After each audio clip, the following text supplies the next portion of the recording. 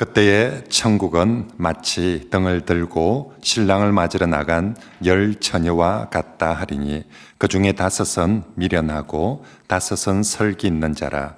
미련한 자들은 등을 가지되 기름을 가지지 아니하고 설기 있는 자들은 그릇에 기름을 담아 등과 함께 가져갔더니 신랑이 드디 오므로 다 졸며 잘새.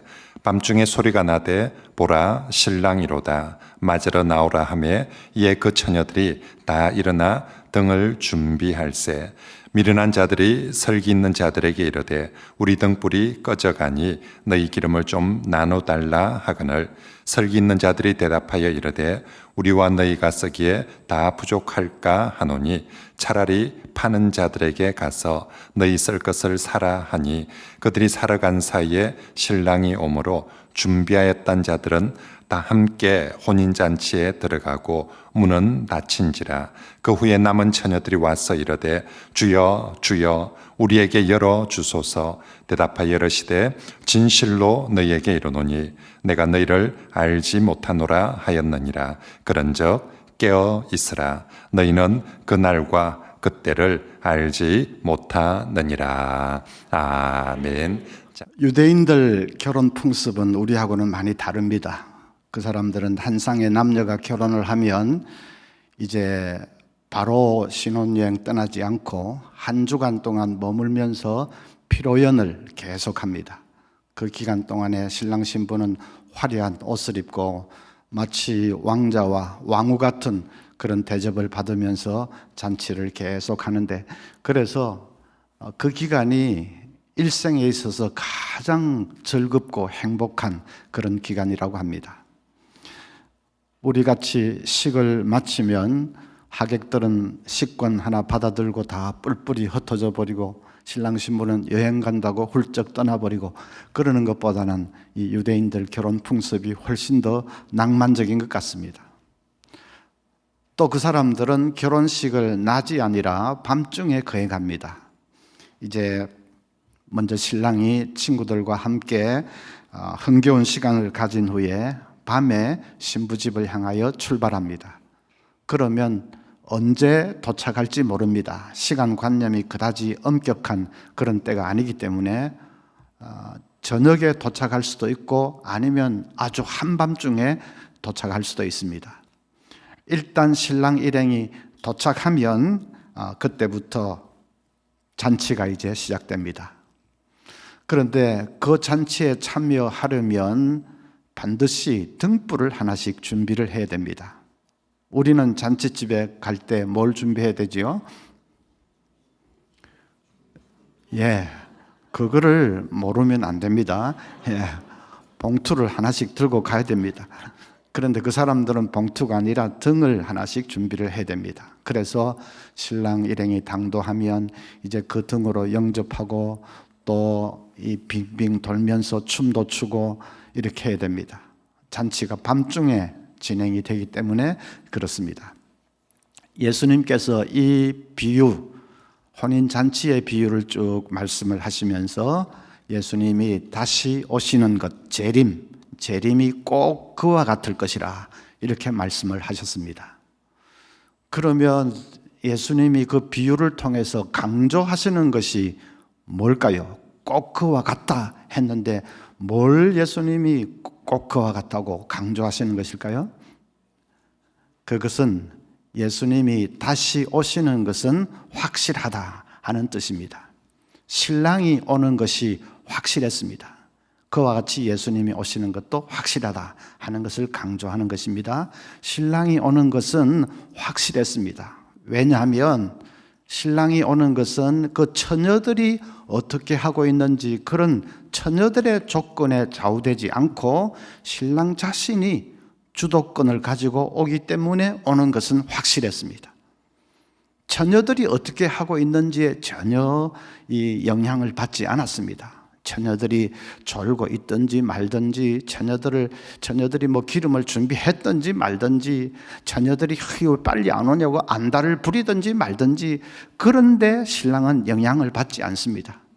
처녀들이 어떻게 하든지 기름 준비 안 했다고 안 오는 것도 아니고 뭐 안달을 부린다고 더 빨리 오는 것도 아니고 처녀들이 저의 조건에 영향을 받지 않고 신랑 자신이 정한 스케줄을 따라 신랑 자신이 주도권을 가지고 올 때가 되면 오는 것이기 때문에 그래서 신랑이 오는 것은 확실했습니다. 예수님이 그걸 말씀하는 거지요. 예수님이 다시 재림하는 것도 우리 편에서 우리 편의 어떤 상황이나 조건에 영향을 받지 않습니다. 우리가 막 빨리 재림 안 하시느냐고 안달을 부린다고 해서 더 빨리 오시는 것도 아니고 우리가 재림에 대해서 아무 기대를 안 하고 있다고 해서 주님이 안 오시는 것도 아니고 우리 편의 영향을 받지 않고 주님 자신이 주도권을 가지고 오실 때가 되면 오시는 것이기 때문에 확실합니다. 한때 1992년이었죠. 10월 28일 날 예수님 재림한다. 그 이장님 일파의 시한부 종말론자들 떠들썩했습니다. 그래서 그때 막 학교도 중퇴하고 직장도 막 퇴직하고 재림하시는데 이 직장이 무슨 직장이냐 하고 아주 큰 사회 문제가 됐던 적이 있습니다. 그 지나고 나니까 또 프랑스의 점성가 노스트라다무스가 1999년에 지구의 종말이 된다.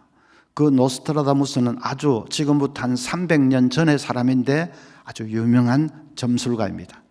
그때 당시에 벌써 이 중국이 강대국이 될 걸 예언을 했고 또 히틀러가 출현할 걸 예언을 했고 아주 정확하게 맞췄던 사람이니까 그런 사람이 1999년 되면 지구 종말이 된다 하니까 진짜로 그렇게 되는 것은 아닌지 또 그때 2000년으로 넘어가면서 그 컴퓨터 Y2K 문제 그런 것도 굉장히 혹시 비행기가 날아가다가 떨어지는 건 아닌지 어수선했지요. 그래도 종말은 무슨 종말 그대로 다 지나갔습니다. 몇 년 전에 2017년 9월 17일 날 예수님 재림하신다. 그게 또 인터넷에 아주 뜨겁게 인터넷을 달구었습니다. 다니엘의 70일에를 계산을 딱 해보면 490년 계산하고 어쩌고 하면 이제 2017년 9월 17일이 그 마지막 딱 떨어지는 날이기 때문에 예수님 재림하신다. 그렇게 떠들썩 했는데 그냥 다 지나갔습니다. 그런 식으로 우리 편에서 이날이다 저날이다 언제 오신다 떠든다고 해서 예수님 더 빨리 오시는 것도 아니고 우리 편에 영향을 받지 않습니다. 어떤 목사님은 전도를 되게 강조하시는데 그 목사님은 이 전도는 재림 촉진 운동이다 그렇게 말씀을 하셨습니다. 복음이 땅끝까지 전파되면 그저야 끝이 오리라 한 그 말씀에 근거해서 우리가 전도를 더 열심히 할수록 주님의 재림을 앞당길 수 있는 재림 촉진 운동이다 그랬습니다. 그렇게 전도를 강조하시는 그 취지는 충분히 이해할 수 있지만은 그러나 재림 촉진 운동 그런 운동은 없습니다. 재림은 우리가 촉진할 수 있는 어떤 것이 아닙니다. 우리가 그 재림을 촉진할 수 있다면 전도를 열심히 하면 주님의 재림을 앞당길 수 있다면 그럼 우리가 전도 안 하면 재림은 자꾸 뒤로 연기가 되겠네요. 자꾸 뒤로 밀리겠네요. 우리가 게을러 빠져서 전혀 전도를 안 하면 예수님은 못 오시겠네요. 그런 것이 아닙니다. 우리 편에 재림이 영향을 받는다면 재림은 대단히 불투명한 것이 될 것입니다. 왜냐하면 인간은 변화무쌍한 존재 아닙니까? 어제는 열심을 부리다가 오늘은 또 그냥 싸늘하게 식어지기도 하고 변하고 이러는 존재인데 우리의 이런 변화무쌍한 이런 것에 예수님 재림이 영향을 받는다면 재림은 대단히 불투명한 것이 될 것입니다. 그런데 그렇게 영향받지 않습니다. 처녀들이 졸든지 말든지 기름을 준비했든지 안 했든지 전도를 하고 있든지 안 하든지 상관없이 우리 신랑 예수님은 자기가 정했던 그 스케줄을 따라 자기가 주도권을 가지고 오실 때가 되면 오시기 때문에 주님의 재림은 확실한 것을 믿습니다. 그래서 우리는 반드시 주님 앞에 서게 될 것입니다. 우리가 재림하시기 전에 먼저 세상을 떠나야 되면 천국에서 주님 앞에 설 것이고 아니면 주님이 먼저 재림하시면 우리 살아생전에 주님 앞에 설 것이고 우리는 주님 앞에 반드시 서게 됩니다. 이 땅에서 뭐 고난을 당하고 슬픔을 당하고 그렇게 우여곡절 다 겪겠지만은 결국은 주님 앞에 서서 영광의 면류관 받아 쓰고 주님께서 잘했다, 착하고 충성된 종아, 의의 면류관으로 우리를 씌워주시고 영접해 주시는 그 순간을 우리는 반드시 맞게 될 것입니다. 그래서 이 땅에서 슬픔과 고난과 어려움을 당해도 마지막에는 내가 이긴다. 그게 확실합니다. 언젠가 그 월드컵, 이번에 말고 그 한 십몇 년 전에 월드컵 열렸을 때, 그때 제가 학교에 있을 때입니다. 아주 중요한 예선 경기, 중요한 경기가 열리는데 저는 학교에 가서 못 봤는데 나중에 소식을 들으니까 우리나라가 2대1로 역전승을 했다. 그런 낭보를 들었습니다.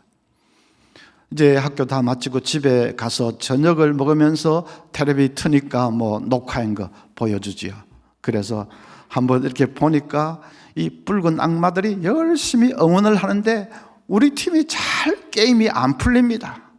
패스도 자꾸 끊기고 그냥 천신만고 끝에 그 적진의 골문 가까이 갔다 싶으면 그냥 똥볼을 팍 차버리고, 그래서 진짜 안 됩니다. 그러니까 응원하는 이 붉은 악마도 아무래도 힘이 좀 빠지죠. 그러다가 한 골 먹어버렸습니다. 응원팀이 완전히 망연자실해서 손을 다 놓고 넋이 빠져가지고 그냥 그렇게 있는데, 텔레비를 보는 저는 하나도 망연자실하지 않았습니다. 넋이 빠지지도 않았고.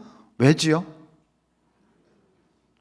이야, 어려운 질문인데 아시네요. 결과를 저는 알기 때문이죠. 결과를 알기 때문에. 그러니까 우리가 좀 헤매고 막 이렇게 어려움 코너로 몰리고 할수록 저는 더 재미있습니다. 야, 저놈들도, 야, 상대편 저놈들도 잘한다, 야. 그런데 어떻게 우리가 두 골을 넣어서 역전승 하는지 그것만이 궁금할 따름이지요. 몰리니까 더 흥미진진했습니다. 결과를 알기 때문에 하나도 낙심할 필요도 없고 한 골 먹어도 결과가 확실하고 그걸 안다는 게 얼마나 중요합니까? 아이들 그 놀이동산에 가면 제일 무서운 게 청룡열차 아닙니까? 청룡열차. 뭐 짝깍 해서 올라갑니다. 꼭대기 가면 그냥 확 땅으로 그냥 곤두박질 칩니다.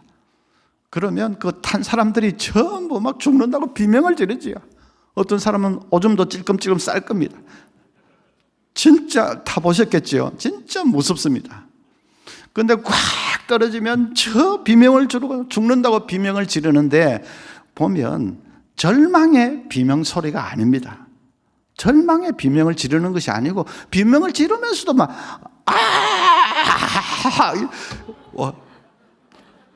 비명을 지르면서도 승리의 V자를 그리고 있습니다. 왜냐하면 결과를 알기 때문에. 진짜로 그 땅바닥이 처박힐지도 모른다고 생각하면 뭐 이 V자가 어떻게 나오겠습니까? 그런데 이 무섭게만 하지 절대로 땅에 처박히지는 않는다는 것을 알기 때문에 결국은 다 아슬아슬하게 해서 이제 처음에 그 출발했던 대로 딱 안전하게 도착한다는 걸 아니까. 그런데 뭐 인간인지라 좀 무섭기는 하니까 비명은 나오지만 그래도 그냥 V자를 그리면서 마지막 골인을 할 수 있는 거지요. 예수님 앞에 우리가 선다, 재림을 아는 사람이 그렇습니다. 땅 위에서 살면서 고난도 당하고 어려움도 당하고 어쩌면 뭐 암에 걸릴 수도 있고 사업 아주 처참하게 실패할 수도 있고 하지만은 무슨 일이 닥칠지 모르고 어떤 어려움이 닥쳐도 그래봤자 마지막에는 내가 이긴다는 것을 우리는 압니다. 그래서 오히려 시련과 환난을 향해서 우리는 소리칠 수 있습니다. 그래, 올 테면 와봐라. 한번 덤빌 테면 덤벼봐라. 그 고난이 우리를 낭떠러지에서 그냥 밀어 떨어뜨리는 것 같을 수도 있고 그냥 우리를 그냥 곤두박질 치게 만들 수도 있고 하지만은 별의별 어려운 상황이 우리를 다 덮칠 수도 있지만은 그 모든 중간의 과정은 나는 잘 모르겠고 그러나 마지막에는 내가 이긴다. 그게 우리 믿음의 사람들입니다. 예수님 재림을 아는 사람들입니다.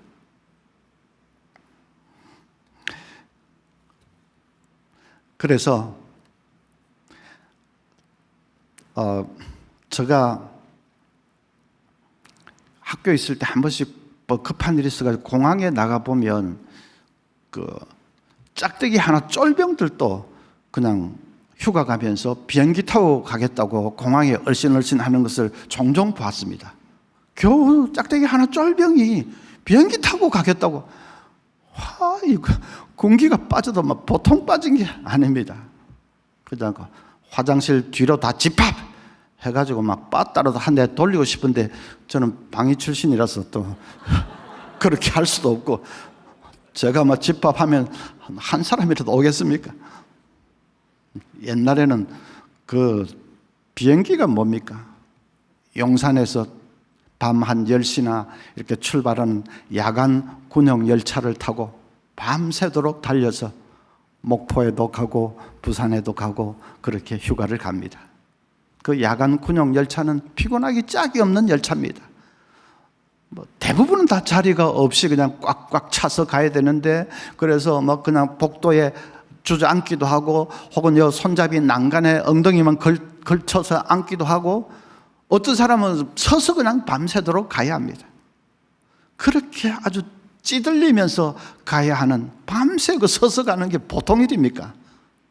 그런데도 가만히 보면 거기서 뭐 어이구 왜 이러냐고 찡그리고 인상 쓰고 하는 사람 아무도 없습니다. 전부 다 얼굴이 싱글벙글 웃음꽃이 만발했습니다. 왜 그렇습니까? 이것도 굉장히 어려운 질문인데 왜 그럴까요? 예. 마음은 이미 고향집에 가 있기 때문이죠.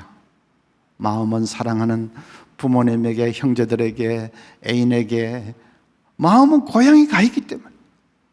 육체 이건 뭐 그렇게 대단한 것이 아닙니다. 이건 찌들리고 그다음 부대끼고 힘들고 할 수 있지만 마음이 고향집에 가 있으니까 뭐 한없이 즐겁고 행복하고 그 밤새 서서 그런 것도 얼마든지 견뎌낼 수 있는 거죠. 우리 마음이 천국에 가 있으면 내가 주님을 만난다, 주님 앞에 서서 의의 면류관 받는 거기에 마음이 가 있으면 이 몸은 때로는 뭐 실패할 수도 있고 또 힘들 수도 있고 가난할 수도 있고 해도 그건 얼마든지 견뎌낼 수 있습니다. 세상 사람들 보면 좀 이해가 안 되죠. 저 집이야 소문에는 완전히 쫄딱 망했다고 하는데 근데 웃어. 야, 저 혹시 우리가 모르는 무슨 집이라도 한 채 어디 숨겨놓고 있는 거 아니야? 세상 사람들 이해가 잘 안 되죠. 근데 보기는 잘 봤습니다. 집을 한 채 숨겨놓고 있습니다. 하늘에 영원한 내 집이 있습니다. 하나님이 손으로 지으신 그 영화로운 집이, 하늘에 우리 집이 있습니다. 그러니까 그냥 아무리 망해 먹어도 우리는 그래도 좀 슬프기는 하지만 그래도 낙심하거나 절망하거나 하지 않고 마음이 천국에 가 있으면 감사하고 기쁘고 또 용기를 낼 수가 있는 것입니다. 자, 그런데 오늘 이 비유 말씀 보면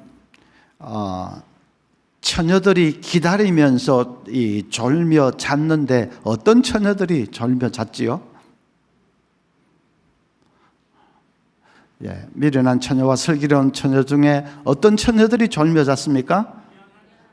예, 지금 3일째 마지막인데 아직도 저에게 좀 적응이 안 돼가지고 쉬운 질문도 있지만 약간 함정도 있는데, 예, 함정도 있다니까요. 자, 어떤 처녀들이 졸며 잤습니까? 잘 보세요. 5절인가 거기 있죠. 잘 보세요. 다 졸며 잘세 했습니다. 아까 목사님 읽으실 때 그분 똑똑히 안 보셨죠? 예. 미련한 처녀들은 물론 잤고 슬기로운 처녀들도 잤습니다. 다 잤습니다. 그런데 이상한 것은 신랑이 와서 처녀들이 잔 것에 대해서 아무런 책망을 하지 않는 것입니다. 야, 너희들 깨서 나를 기다려야지 왜 졸며 잤느냐 하고 야단을 칠 만도 한데 전혀 야단을 치지 않았습니다.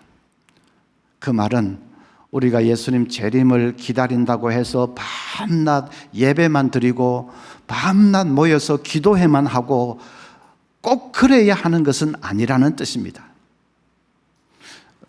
그래야 한다는 사람들이 있지요. 예수님 재림이 임박했는데 직장은 무슨 직장이냐, 학교는 무슨 학교, 다 때려치우고 직장도 사표내고 학교도 그냥 중퇴해버리고 다 재산 정리해가지고 어느 산 밑에 모여라. 그래야 예수님 재림하실 때 맞을 수 있다. 그래야 휴거 당할 수 있다. 그래야 14만 4천에 속할 수 있다 하면서 어느 산 밑에 재산 다 가지고 모여라 하는 사람들이 있지요. 그 재산 다 팔아가지고 그게 갔더니 그 재산이 어디로 갑니까? 교주 호주머니로 다 들어갑니다. 그리고 자기는 튀어버립니다. 이단들이지요. 이단들이 재림이 임박했으니까 뭐 다 이렇게 모든 삶을 중단하고 이렇게 우리한테로 와라 하는 그 이단들이고, 성경은 전혀 그렇게 말씀하고 있지 않습니다. 처녀들이 졸며 잤지만은 신랑은 전혀 책망하지 않았습니다. 자다가 신랑이 왔다 하면 벌떡 깨어서 영접하면 됩니다. 그래서 재림을 기다리지만은 직장인은 여전히 열심히 일을 해야 되고, 학생은 여전히 공부해야 되고, 우리 전업주부들은 열심히 가정을 잘 돌보아야 되고, 그것이 하나님의 뜻입니다. 데살로니가전서 2장 2절에도 데살로니가 후서입니다. 2장 2절에도 주의 날이 이르렀다고 해서 쉽게 마음이 흔들리거나 두려워하거나 하지 말라라고 했습니다. 자, 그래서 다 졸며 잤는데 또 신랑은 그것을 전혀 책망하지 않았습니다. 자, 그런데 잠의 성격은 좀 다릅니다. 이 슬기로운 처녀들의 잠과 미련한 처녀들의 잠이 성격이 좀 다릅니다. 슬기로운 처녀들은 기쁨으로 아주 행복한 잠을 잤습니다. 피곤하니까 조금 눈은 붙이자, 신랑이 오면 빨리 일어나면 되지 하고 눈은 붙이는데 너무너무 행복한 쉼을 가졌습니다. 이제 신랑이 오면 얼마나 그 흥겨운 잔치가 벌어질까, 그거 생각하면 너무 기쁘고 기대가 되고, 그래서 눈을 붙이고는 있지만 아주 즐겁게 행복한 잠을 잤습니다. 그런데 미련한 처녀들의 잠은 전혀 다릅니다. 아주 피곤하고 지루하고 따분한 잠을 잤습니다. 왜냐하면 이 미련한 처녀들에게는 신랑이 진짜로 올 것인가에 대한 확신이 없었습니다. 기름을 준비하지 않은 것을 보면 그걸 알 수 있습니다. 신랑이 온다는 것에 대해서 확신을 가졌다면 어떻게 기름을 챙겨볼 생각을 안 했겠습니까? 신랑이 오기는 오는데, 근데 조금 늦어질 수는 있는데 내 이 기름으로 충분할까 안 할까? 그 기름에 관심을 가지고 기름을 챙겨볼 생각을 왜 안 했겠습니까? 기름을 챙겨볼 생각을 안 했다는 것은 신랑이 온다는 데 대한 확신이 없어서였습니다. 그 확신이 없이 기다리려고 하니까 얼마나 힘이 들고 지루한지요. 눈꺼풀을 막 천근만근 그렇게 잠은 쏟아지고 무거운데, 이 신랑이 진짜 오는 거야 마는 거야, 사람 미치겠네 이거. 뭐 온다고 전보라도 확실하게 확 쳐주든지. 시간은 자꾸 늦어지는데 진짜로 올까 말까, 뭐야 이거, 사람 미치겠네. 온다는 데는 확신이 없이 기다리려 하니까 너무 지루하고 따분하고 피곤했습니다. 그래 피곤한 잠을 잤습니다. 표면적으로는 똑같이 잠을 자는 것 같은데 잠의 내면의 그 성격을 보면 완전히 다른 잠이었습니다. 마찬가지입니다. 예수님 재림을 믿는 사람과 그런 거 아무것도 모르는 그런 불신자들의 그 삶은 완전히 표면적으로 보면 비슷하게 보이지만은 완전히 다릅니다. 재림을 믿는 크리스찬 신앙인들은 직장 일을 해도 기쁘게 합니다. 왜냐하면 직장에서 내가 열심히 일하는 그거 우리 주님 앞에 서면 다 주님께서 상으로 갚아주실 것을 알기 때문이지요. 내가 직장에서 정말 모범적으로 정직하게 잘 행하고 열심히 또 역량을 나타내면서 행하고 직장에서도 빛과 소금으로 살고 또 기회가 있을 때마다 복음을 전하고, 그래서 직장을 그냥 돈벌이하는 그런 것으로만 아니라 마치 선교지처럼 생각을 하면서 하나님의 영광을 위해서 그렇게 일하면 하루하루 그 직장 일하는 거 하나님이 다 보고 계십니다. 주님 앞에 섰을 때 다 상급으로 갚아주십니다. 그걸 알기 때문에 하루하루가 신나고 보람이 있고 의미가 있고, 그래서 일을 해도 행복하게 일을 합니다. 그런데 재림을 알지 못하는 불신자 이 직장인들은 그런 거 어디 있습니까? 자기들은 아무 목표가 없습니다. 끝에 어떻게 되는지도 전혀 알지도 못합니다. 그러니까 아침에 일어나면 그냥 도살장 끌려가는 거 비슷하게 그냥 직장에 가서 힘들게 그냥 일을 하고, 파김치가 돼서 피곤해서 집에 돌아오면 씻고 밥 먹고 또 잠시 텔레비 보다 눈 붙였다 싶으면 또 아침이고, 또 끌려 나가듯이 나가서 또 일을 하고, 목표가 잘 없기 때문에 하루하루 변화도 없이 똑같은 삶을 다람쥐 쳇바퀴 돌듯이 그렇게 하니까 진짜 지루하고 따분하지요. 그러니까 중년이 되면 못 견뎌서 어떤 사람은 그냥 바람도 피워보고 일탈을 꿈꾸는 거지요. 그래가지고 문제가 해결되는 거 아니지 않습니까? 또 표면적으로는 똑같이 직장생활을 하는데 그 내용이 완전히 다릅니다. 주부도 마찬가지입니다. 그렇지 않은 주부는 가정일을 하면서도 정말 기쁘게 행복하게 합니다. 왜냐하면 내가 열심히 참 남편 잘 뒷바라지하고 자녀들 잘 이렇게 키우고 집안일 잘 감당하는, 그렇게 할 때야 주님 앞에 서면 주님이 상으로 갚아주십니다. 아니, 교회에서 기도하고 전도하고 봉사하는 것은 하나님의 일이고, 가정에서 열심히 가족들을 잘 사랑으로 보살피는 것은 그거는 하나님의 일하고는 상관이 없고, 그렇습니까? 그게 아닙니다. 그런 식으로 성속을 이원론적으로 구분하는 것은 잘못된 것입니다. 가정에서도 우리는 사명받은 사람들이고, 자녀를 믿음으로 사랑으로 잘 키워내는 그 얼마나 큰 일입니까? 돈 억만금 벌어오는 거 그보다 더 어쩌면 더 중요할지도 모릅니다. 남편을 사랑으로 잘 이렇게 섬기고 하는 것도 그것도 중요한 일이요. 그래서 주님 앞에 서서 내가 잘했다 칭찬받는 그 목표를 가지고 가정일을 하면 하루하루가 즐겁고 참 감사합니다. 그런데 재림을 모르는 불신자 주부들은 그런 거 어디 있습니까? 그냥 막 힘들게 음식 준비해가지고 먹고 나면 또 치워야 되고, 또 먹고 나면 또 치워야 되고, 이 삼시세끼 얼마나 빨리빨리 다가오는지. 남편은 눈치도 없이 삼식이처럼 막 집에서 준비했다가 먹이고 나면 또 금방 치우고 또 치워야 되고, 나중에는 막 치우기 싫으니까 그릇이 산더미처럼 쌓이죠. 이거 참 죽을 노릇이다. 먹는 놈 따로 있고 치우는 놈 따로 있는. 어떨 때는 막 그릇 확 깨버리고 싶습니다.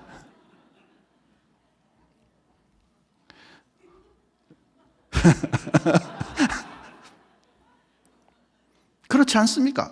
그 사람들은 목표가 없기 때문에, 마지막에 내가 누구 앞에 가야 되는지 그런 것도 없고 하기 때문에 하루하루가 변화도 없이 늘 그러니까 지루하게 돼서 죽을 노릇이지요.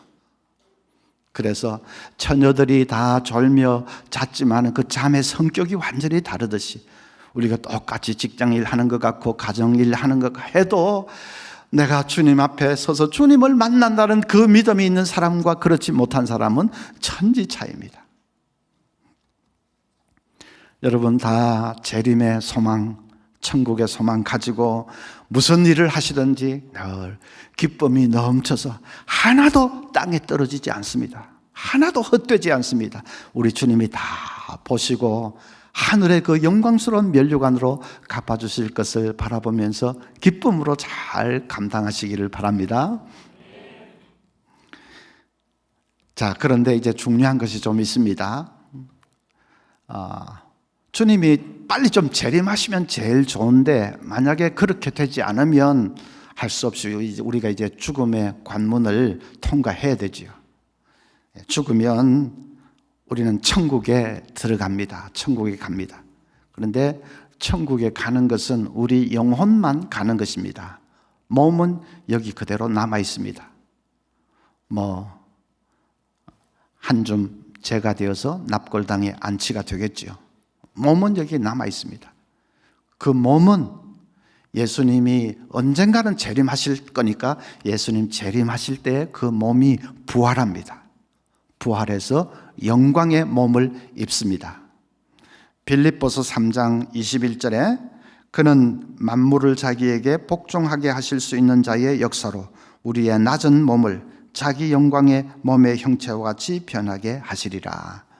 예수님 재림하시면 납골당에 안치됐던 우리 그 몸이 부활해서 예수님 몸처럼, 예수님이 부활하셨을 때의 몸처럼 그렇게 변화된다는 것입니다. 예수님 부활하셨을 때 시공을 초월하셨지 않습니까? 문을 닫아 걸어도 그대로 들어오셨지 않습니까? 그 몸은, 예수님 몸은 이제 다시는 아프지도 않고 약하지도 않고 다시는 죽지도 않는 불멸의 몸이었습니다. 우리도 부활하면 그렇게 됩니다. 그리고 우리 몸만 그렇게 부활되는 것이 아니라 이 세상도 완전히 새롭게 변화되어서 이제 새 하늘과 새 땅이 됩니다.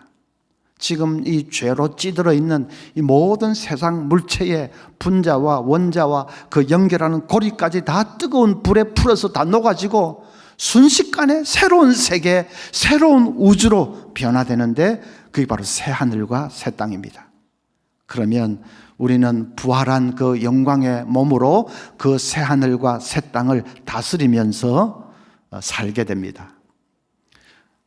다스리며 살게 된다는 게 조금 구체적으로 말하면 아담 하와가 에덴 동산에서 그 모든 피조물들을 관리하고 다스렸던 그와 같이 됩니다.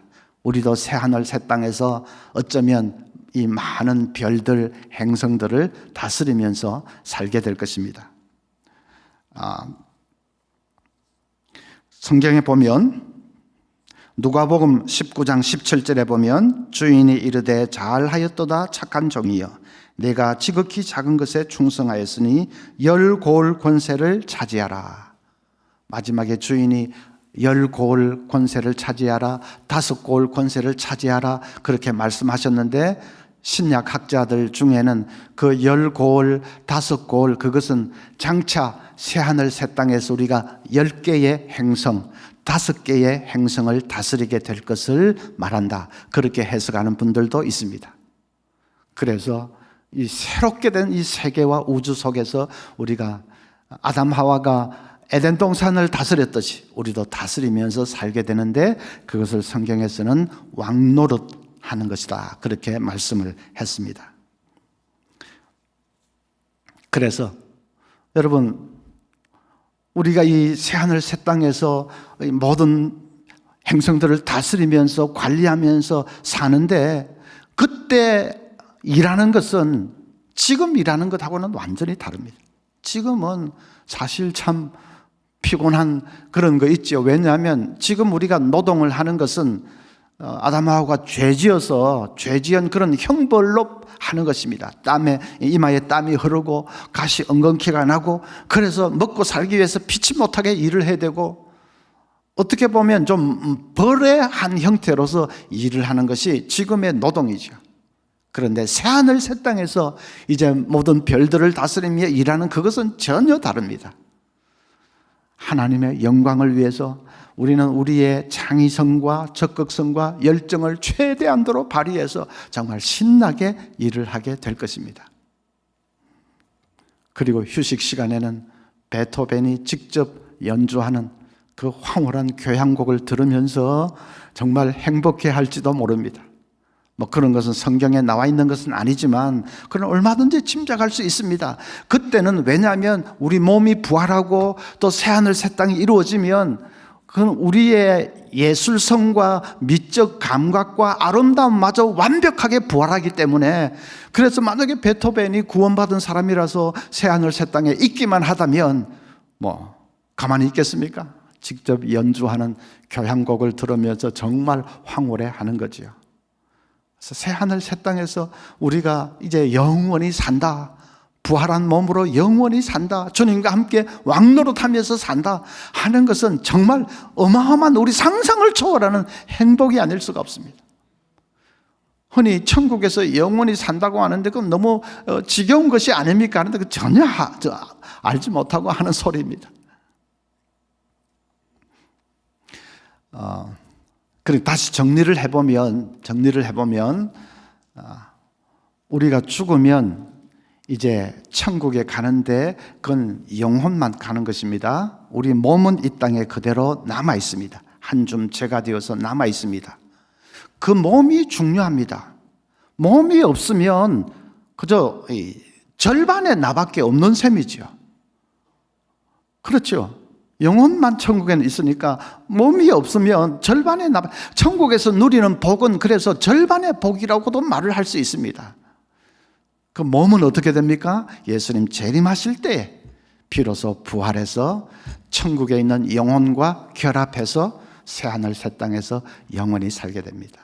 그건 불신자도 마찬가지입니다. 불신자도 죽으면 지옥 가는데 그건 자기 영혼만 가는 것입니다. 불신자들 몸은 여전히 이 땅에 남아있죠. 납골당에 있겠죠.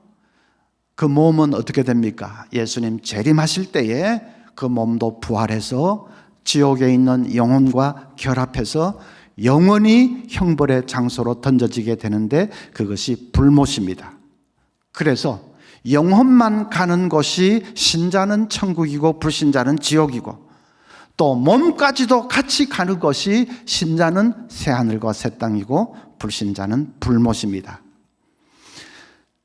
그렇게 보면 우리가 천국의 복을 최고로 치는데 천국 하면서 그 복을 최고로 치는데 사실 천국의 복은 새하늘과 새 땅에서 누리는 복에 비하면 세 발의 피입니다. 우선에 천국에서는 우리 존재의 절반만 가는 거 아닙니까? 절반만 복을 누리는 것이죠. 그러나 새하늘 새 땅에서는 전체 복을 누리는 거죠. 또 천국에 우리가 있는 기간은 한시적입니다. 예수님 재림하실 때까지 말입니다. 내가 지금 죽는다면 그 다음에 예수님 재림하실 때 10년 후에 재림하시면 10년 동안만 내 영혼이 천국에 있는 것입니다. 예수님 100년 후에 재림하시면 100년 동안만 천국에 있는 것입니다. 한시적입니다. 그러나 새하늘 새 땅에서는 그거는 진짜로 말 그대로 영원입니다. 예수님 재림하신 그 다음부터 영원입니다. 영원. 그러니까 새하늘 새 땅의 복이 비교할 수 없이 큰 거죠. 여러분, 영원이라는 것이 어느 정도 시간이 되는지 아십니까? 생각을 해보셨습니까? 만약에 조개 껍질 하나로 이 낙동강 물을 하루에 한 번 펀다 하면 낙동강 물 다 퍼내는데 시간이 얼마나 더 걸릴까요? 조개 껍질 하나로 하루에 한 번 퍼내면 10,000년 걸려서 될까요? 한 10,000년 걸린다 칩시다. 그러면 조개 껍질 하나로 태평양 바닷물을 하루에 한 번 펀다고 하면 또 태평양 바닷물 다 퍼내는데 얼마나 걸릴까요?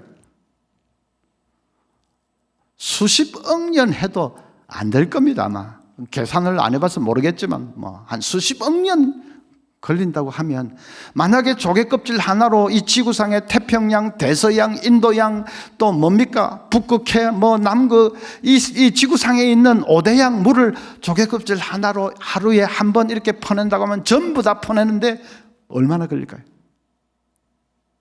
아마 한 수천억도 안 될 거 그러니까 조년쯤 걸릴 겁니다. 발음이 좀 이상하네. 예. 조는 그래 수천억 년 걸려서 다 퍼낸다고 해도 영원은 아직 시작도 하지 않았습니다. 그게 영원이라는 것입니다. 수천억 년 걸려서 다 퍼낸다고 해도 영원은 아직 시작도 안 했다니까요. 새하늘 새 땅에서 우리는 정을 그렇게 영원히 삽니다. 이런 말씀을 드리면 교인 중에는 아이고 그러면 앞으로 천국에서 영원히 산다고 말하면 그건 틀린 겁니까? 이렇게 묻는 사람이 있습니다. 틀렸다고 할 필요는 없습니다. 왜냐하면 영혼이 천국에 들어간 사람은 그 다음에 예수님 재림하실 때에 내 몸까지도 새하늘 새 땅에 들어가는 것은 자동으로 되는 것입니다. 영혼은 천국에 갔는데 그 다음에 몸은 새하늘과 새 땅에 못 들어갔다. 그런 일은 있을 수가 없습니다. 영혼이 천국에 들어가면 그 다음에 새하늘 새 땅에 가는 것은 자동으로 되는 것입니다. 두 개는 뗄 수 없는 하나의 세트입니다. 그래서 쉽게 말해서 그냥 천국에서 영원히 산다 그렇게 말해도 됩니다. 천국에서 영원히 산다 말할 때는 그 속에 새하늘 새 땅도 포함되어 있는 거죠. 그래서 다음에 목사님도 설교할 때 천국에서 영원히 삽니다 그렇게 하실 거고, 저도 우리 교회에서 설교할 때 천국에서 영원히 삽니다 그렇게 말할 겁니다. 그러나 교인들은 그걸 들을 때 목사님이 간단하게 그렇게 말했지만은 저 말 속에는 새하늘 새 땅에서 영원히 사는 것까지 다 포함해서 말씀하는 것이다, 그렇게 여러분이 이해하고 들으면 되는 거죠. 어쨌든 우리가 장차 누릴 복을 정확하게 알아야 되지 않겠습니까? 천국만 있는 게 아닙니다. 교인들이 그거밖에 생각을 못하는 경우가 많습니다. 천국만. 그래서 그냥 죽으면 천국 갔습니다 하고 그 다음에는, 그러니까 예수님의 재림을 사모하지를 않습니다. 내 영혼이 천국 갔는데 그 다음에 예수님은 다시 오든지 말든지 이제 나는 상관없는 것처럼 생각을 하는 사람이 있습니다. 그건 너무 잘못된 것입니다. 몸은 어떻게 할 것입니까? 몸이 없으면 천국에 있는 그 나의 존재가 나이지만은 사실은 절반의 나일 뿐입니다. 몸이 중요합니다. 몸은 예수님 재림하셔야 부활하는 거죠. 제가 이제 이렇게 얘기를 했더니 우리 교회 어느 나이 많은 집사님 한 분이 자기 친구들하고 얘기를 하면서 이렇게 말을 했다고 합니다. 내가 천국이 있다는 것까지는 믿어주겠는데 죽은 사람이 살아난다는 것은 순 거짓말이다, 그랬다는 겁니다.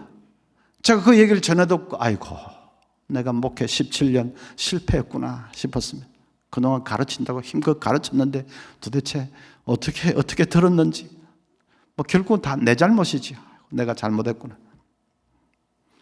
우리 이 모든 민족 성도님들은 그러시면 안 됩니다. 순 거짓말이다 그러면 안 됩니다.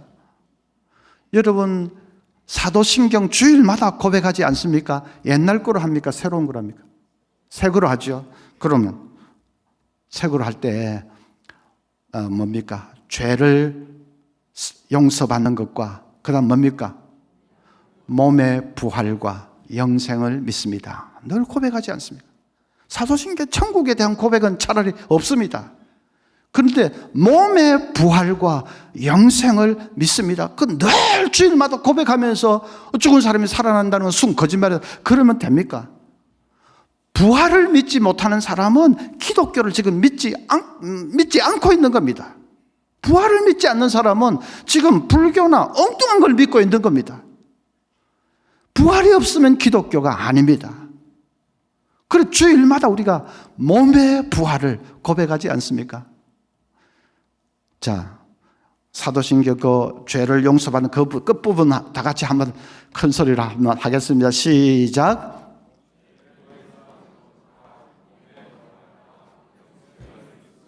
예. 다음에 사도신경 고백할 때 몸의 부활과 할 때는 정신을 바짝 차리고 몸의 부활을 믿습니다. 그럼 주님이 오셔야지요. 주님 속히 오시옵소서. 교인들이 천국 때문에 재림을 별로 사모하지 않게 되는 것은 너무나도 그건 잘못된 것이고, 잘못된 것이 복음의 절반만을 지금 믿고 있는 겁니다. 새하늘 부활하면 새하늘 새 땅에서 정말 신나게 성경의 왕노릇 한다고 한 그 말씀 그대로 신나게 다스리면서 살 것입니다. 좀 이렇게 실감나게 하기 위해서 아마 이 중에도 골프 좋아하는 분들 계실 겁니다. 천국에 골프가 있을까요? 없을까요? 있을까요? 없을까요? 예.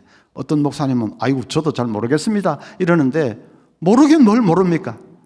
제가 확실하게 대답해 드릴게요. 천국에는 골프가 없습니다. 왜냐하면 천국에는 몸이 없기 때문에. 몸이 없고 영혼만 있기 때문에. 영혼이 무슨 운동을 합니까? 그래서 천국에는 골프가 없습니다. 그러나 새하늘과 새 땅에는 있을 수도 있습니다. 왜냐하면 그때는 몸이 있기 때문에. 부활한 몸이 있기 때문에. 골프뿐 아니라 다른 스포츠도 있을 수 있어요. 물론 성경에 딱 확실하게 그렇게 기록되어 있는 것은 아닙니다. 그래서 제가 있을 수도 있다 그렇게 말하지 않습니까? 어디 밖에 나가가지고 한 목사가 천국에 아니 새하늘과 새 땅에 골프가 있다더라 그런 말하면 안 됩니다. 제가 그렇게 말하지 않았습니다. 저도 빠져나갈 길은 다 마련하고 있죠. 있을 수도 있다. 성경에는 확실히는 없기 때문에. 그러나 얼마든지 우리가 그 짐작할 수 있습니다. 몸이 있고 하나님께서 우리에게 얼마든지 기쁨과 행복을 주실 수 있는데, 그러니까 스포츠가 있을 수 있는 거지요. 애완견 좋아하시지요? 천국에는 애완견이 있을까 없을까? 야, 이제 눈치가 또 발동하기 시작.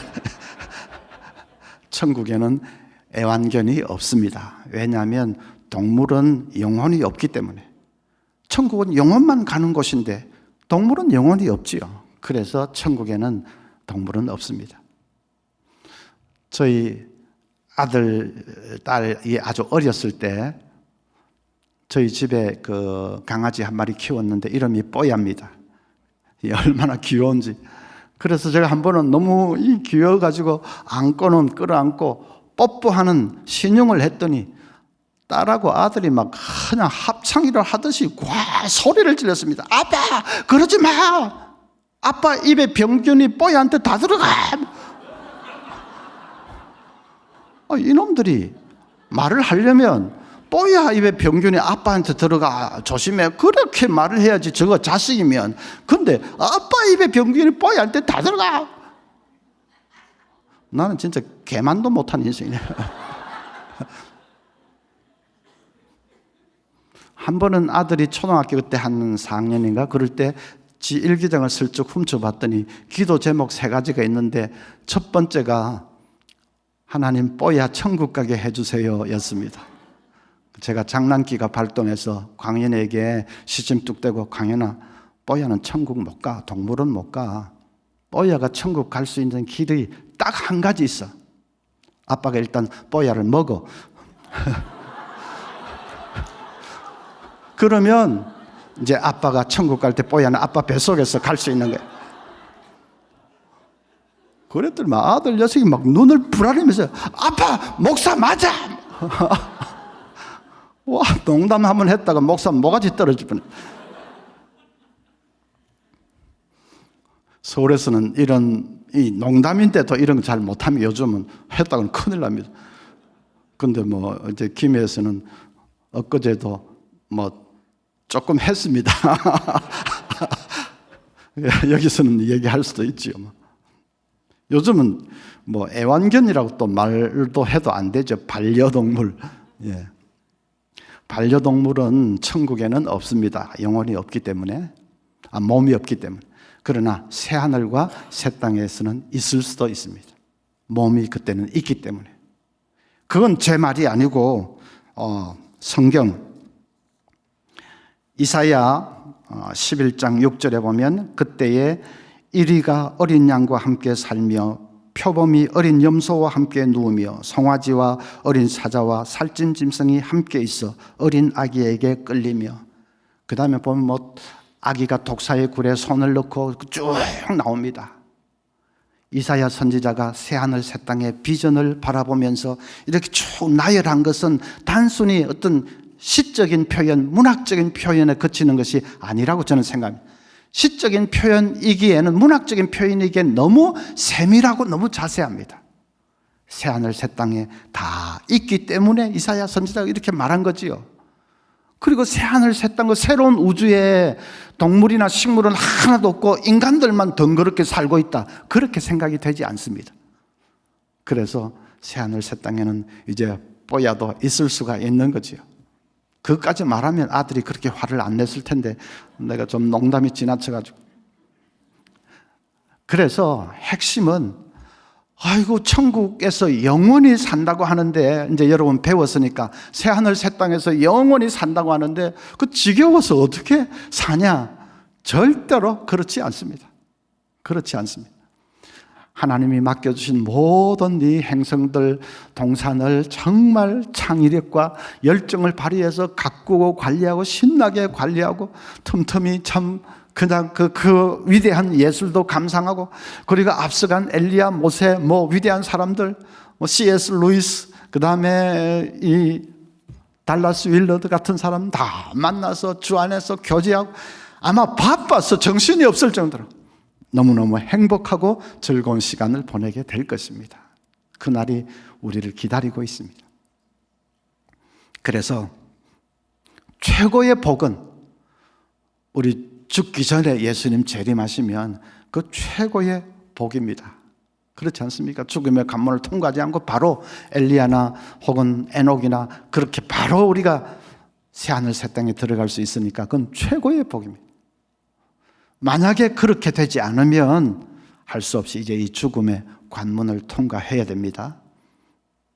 잘 준비를 해야 됩니다. 그런데 사실은 좀 생각해 보면 얼마든지 우리 승리할 수 있습니다. 저는 이 나이가 되도록 주사 맞는 것이 참 겁이 납니다. 여러분은 안 그런지 모르겠지만 저는 주사 맞는 생각만 해도 소름이 쫙 끼치고, 제가 이 몸살 걸려서 끙끙 앓고 있으면 아내는 꼭 또 잔소리를 해대지요. 왜 그러고 있냐고, 병원에 가서 주사 한 대 꼭 맞으면 나을 텐데. 그 말 들을 때 저는 제일 섭섭합니다. 아니, 주사 한 대 꼭 맞으면 된다. 그 말처럼 그게 쉽나 그거. 꼭 남의 말 하듯이 하네. 진짜 너무 섭섭하다. 꼭 맞으면 된다. 그게 꼭이 쉽나 그게. 참 섭섭하죠. 그래도 아내 등살에 할 수 없이 병원에 가야 되죠.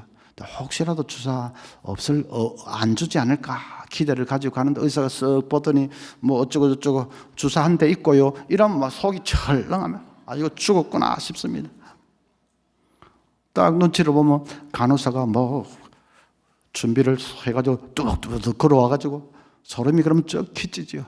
소맥 걷으세요 하면 죽습니다. 소맥 차가운 거 문지르면 진짜 사람 미칩니다.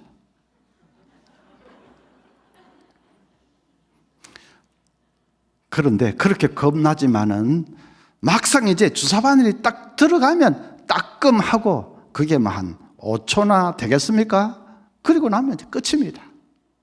그걸 왜 그렇게 무서워했던지. 무서운 것은 기다리는 동안이 무섭지요. 아이고, 내가 주사 맞아야 된다 하는 그 생각, 간호사가 우락부락하게 생겼을까 그런 생각, 그 다음에 막 이렇게 문지르고 하는 그런 감촉, 하여튼 그 기다리는 게 그 겁나지. 막상 주사 바늘 들어가고 맞는 그 순간은 한 5초나 3초나 될런지 따끔하면 이제 다 끝나는 거죠. 죽음도 비슷합니다. 기다리는 동안이 겁이 나는 것입니다. 내가 죽는다는 그 생각 참 두렵지요. 그리고 이제 가족들과 영원히 헤어진다, 끝이다 하는 생각, 그런 게 겁나는 거죠. 또 육체적인 고통도 있는 사람도 있겠지요. 그런 게 참 힘든 것이지, 막상 숨 넘어가는 순간, 그 죽음의 순간은 금방입니다. 진짜 사람 숨 넘어가는데 무슨 1분이 걸리겠습니까? 10분이 걸리겠습니까? 잠시 죽음의 그림자가 우리를 덮을 것입니다. 그러나 그 다음 순간 눈 떠보면 내 발이 천국에 있고 주님께서 나를 맞아주고 계신 것을 여러분 보게 되실 것입니다. 주사가 따끔하면 끝이듯이 잠시 죽음의 그림자가 우리를 덮을 것이지만은 너무 눈을 떠보면 주님께서 환하게 미소 지으면서 잘했다, 착하고 충성된 내 아들 내 딸아, 주님이 맞아주시는 그 놀라운 것을 여러분 보게 되실 것입니다. 어린아이가 소파에서 잠이 들은 것 같은데 눈을 떠보니까 어느 사이에 침대로 옮겨져 있고 엄마가 화사하게 웃으면서 내려다보고 있지 않습니까? 어느 사이에 잠시, 마찬가지로 잠시 죽음의 그늘이 우리를 덮겠지만 눈을 떠보면 내가 천국에 있고 그 영화로운 곳에 다시는 고통도 죽음도 이별도 없는 그 놀라운 곳에 내가 있고 주님께서 천군 천사들과 함께 영접해 주시는 그 놀라운 모습을 여러분 보게 되실 것입니다. 그래서 우리에게 이 죽음 후에 한 1분 동안 그 시간은 진짜 놀라운 시간이 될 것입니다. 그런 책 제목도 있습니다. 당신이 죽은 1분 후, 1 minute after you die. 당신이 죽은 1분 후, 그 1분 동안은 진짜로 그냥 가슴이 터져날 것 같은 벅찬 감격과 기쁨의 순간이 될 것입니다. 그래서 죽음을 두려워할 필요가 없습니다. 이제 천국에 대해서 또 새하늘 새 땅에 대해서 자주 생각을 하십시오. 내가 살 그 영원한 복락에 대해서 생각을 하고 묵상을 하고 기뻐하는 그런 순간을 자주 가지십시오. 이 교인들이 천국에 대해서 얘기하는 거를 좀 부담스러워하고, 좀 연세 드신 분들에게는 천국 얘기하면 싫다, 나보고 빨리 죽어라 말이가, 뭐 이래. 아니, 천국 얘기한다고 빨리 죽습니까? 아닙니다. 얘기한다고 죽습니까? 아니지요. 하나님이 불러가셔야 가는 거지, 얘기한다고 죽는 것이 아닙니다. 여러분이 뭐 좋은 집을 앞으로 마련할 계획이 있다든지, 어디 좋은 데 그냥 별장이 있다든지 하면 그 자랑도 하고 생각도 많이 하고 하지 않습니까? 잠시 있을 그런 집도 그런데 천국에 영원한 우리 그 집이 있는데 그걸 왜 생각을 안 하고? 그래서 평소에도 천국에 가는 찬송을 자주 부르셔야 됩니다. 며칠 후 하면 누가 죽었나? 죽은 게 아니고 천국에 대한 찬송 자주 부르시고, 또 말도 좀 고쳐야 됩니다. 죽었다 하지 말고요. 우리는 죽었다 하는 게 아니고 돌아가셨다. 그것도 좀, 돌아서 어디로 갔단 말입니까? 돌아가셨다. 그것도 좀 그렇고, 천국에 가셨다. 멀지 않습니다. 그저 미국보다 조금 더 멀다 생각하시면 됩니다. 미국만 가도 다시 못 만날 수도 있지 않습니까? 그런데 천국 가면 반드시 다시 만날 테고, 그러니까 뭐 미국보다 조금 더 멀다, 그게 딱 맞죠. 누구 돌아가시면 막 사진도 후닥 치워버리고 유품도 뭐 후닥 치워버리고 이렇게 하는데, 그것도 꼭 그렇게 할 필요 없습니다. 왜 뭐 잘못됐습니까? 천국에 지금 잠시 이사 가신 것입니다. 그러니까 가능하면 제일 좋은 사진도 그냥 그대로 두고 보면서 아이고 얼마나 좋으실까. 저는 그 장례식장에 가면 늘 그 말을 합니다. 이제 어제 세상 떠난 분 오늘 입관 예배 가면 이제 우리 주님과 함께 첫날 밤을 지내셨습니다. 진짜 첫날 밤을 지낸 거죠. 그 이제 영원히 이제 그렇게 지낼 것입니다. 그러니까 뭐 후닥닥 치우고 하지 말고 그냥 아이고 얼마나 좋을까, 속히 봅시다, 그렇게 하면서, 그래서 천국에 대한 소망을 늘 가지고 그리워하고 그렇게 하셔야 됩니다. 아까 목사님이 뭐 오늘 마지막이다 하는 거 보니까 이제 다시 불러줄 그런 건 없고, 그래 혹시라도 뭐 우연히 길에서 마주치면 인사도 하시고, 혹시 서울 오시면 연락도 하십시오. 한꺼번에 막 우르르 하면 제가 좀 곤란하고 예, 그래서 다시 만날 그런 게 있으면 더 좋겠고, 혹시 만나지 못하면 여러분 천국에서 다 만날 수 있기를 바랍니다. 한 분도 탈락하지 말고 천국에서 다 만나서, 아이고 목사님 그때 2023년 우리 교회 부흥회 인도하셨죠. 그렇게 인사도 하고 그 세계에서 영원히 함께 사는 그런 복을 다 누릴 수 있기를 바랍니다.